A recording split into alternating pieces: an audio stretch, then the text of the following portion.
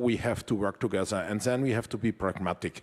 For example, I totally understand when Baltic countries say, oh, we can never accept in every topic qualified majority. But then we have to reform the veto. We have to, maybe to reform the veto in a way that only if 4 countries together veto, then the veto is valid, that we don't have such problems with Hungary, with Orban, or with Fico, that we are able to act because we need the European Union as a strategic actor and need it to work together with NATO much better than we do so far. Well, these are 2 questions. What is happening with the Weimar Triangle now and what it should happen in the future, especially in view of the enlargement? I agree what my predecessor said. Firstly, we have to work together. The problem with the triangle is that it's at the moment, thanks to the election result in France and thanks to not having yet election in Germany, a little bit dysfunctional, because 2 parts of the triangle are not operating properly. Therefore, it's difficult to base the future on the present, which doesn't work.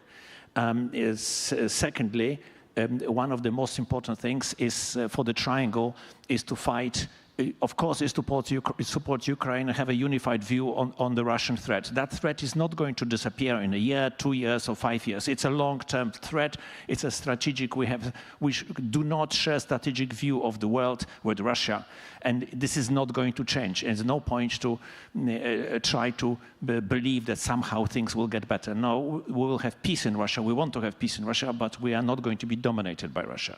That means we have to also fight populism and disinformation, and that is going to be which the 3 foreign ministers actually have agreed recently in Moldova, which is a candidate country, because this populist disinformation coming largely from Russia is trying to destroy the European Union.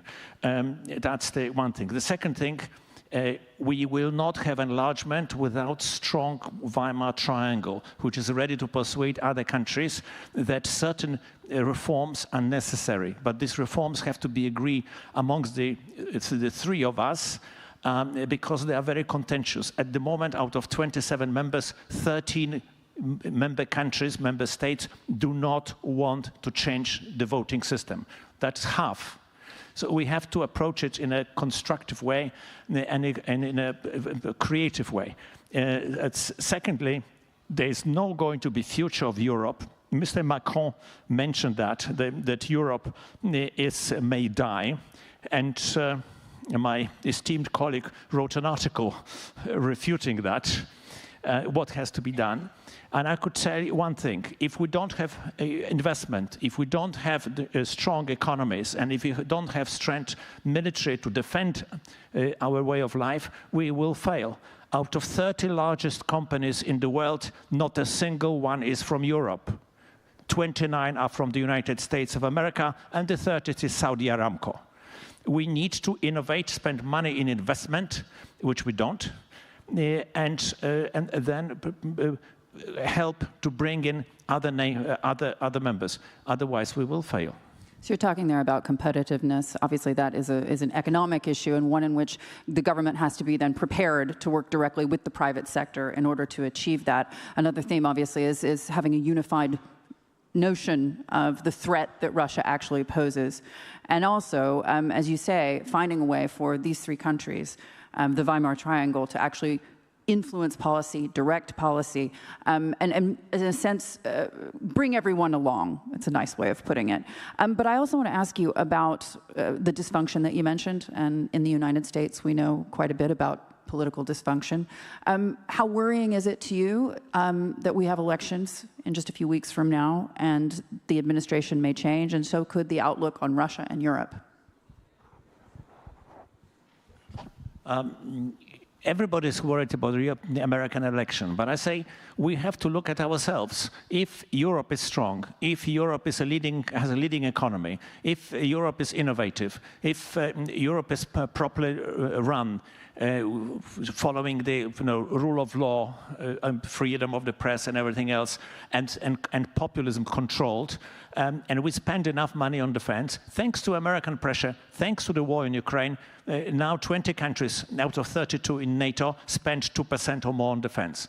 If everybody spends over 2% of defense, the American presidents, whoever it's going to be, will say at least the Europeans pay for their meal, because all presidents, not only President Trump, but before that President Obama, President Clinton, complained that Europe has a free ticket, as a free ride, because America invests in defense, Europeans invest in goods with which they compete against American firms, and there was always a point of contention. We have to put our house in order, and then whoever is the president of the United States is slightly irrelevant.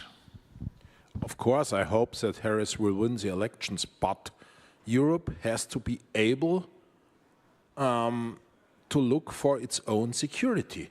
And so far, we are far away from being able to provide our own security. We have to do it. And we have to defend our industry against the threats from China. It's our job. So I totally agree.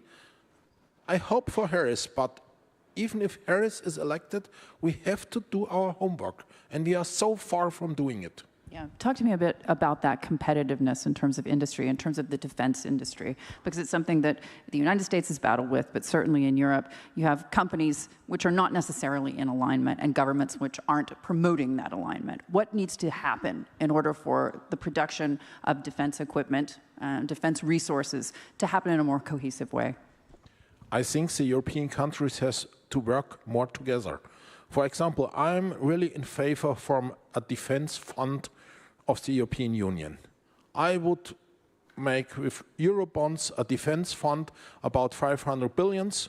100 billions we buy weapons for Ukraine from all over the world.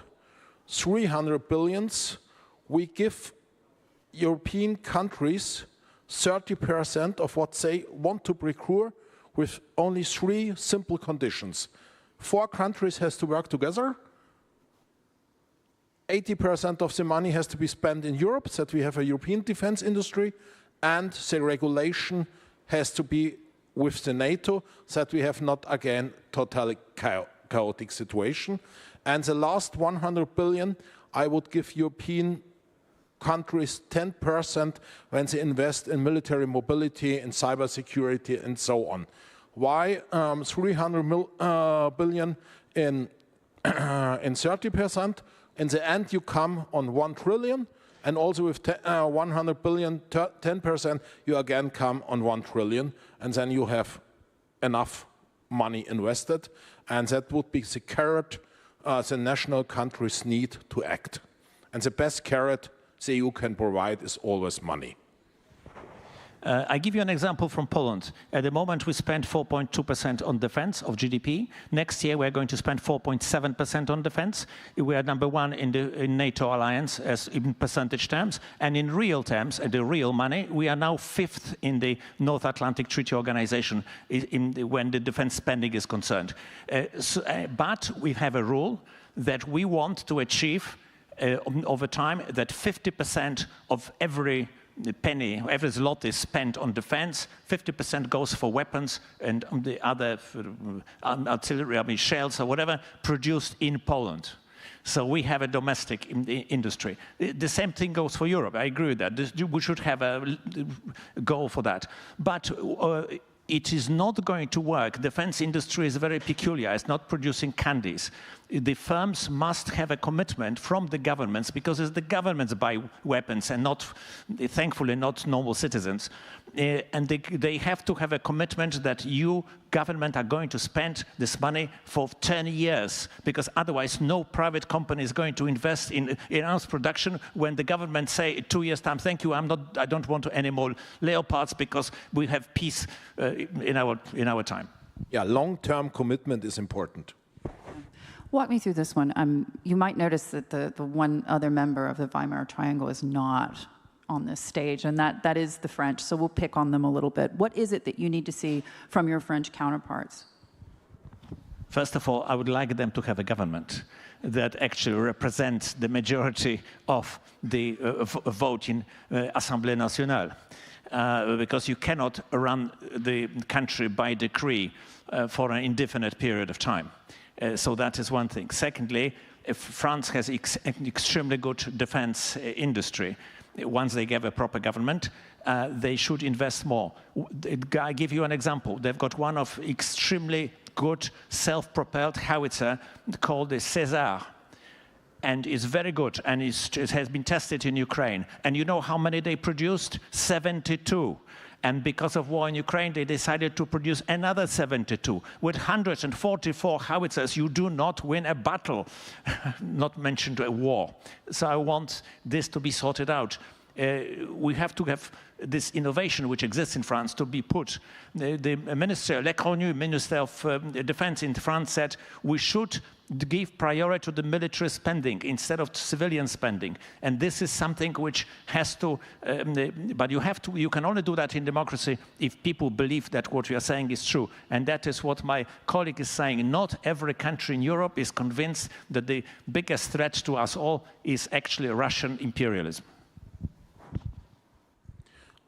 I agree with all these things, and I wish France that the next presidential election we again will have a democratic president. So I think we also should help France that it has enough space and possibility to invest. That especially comes to Germany, because we have a legal budget problem, but not a real budget problem. France has a real budget problem.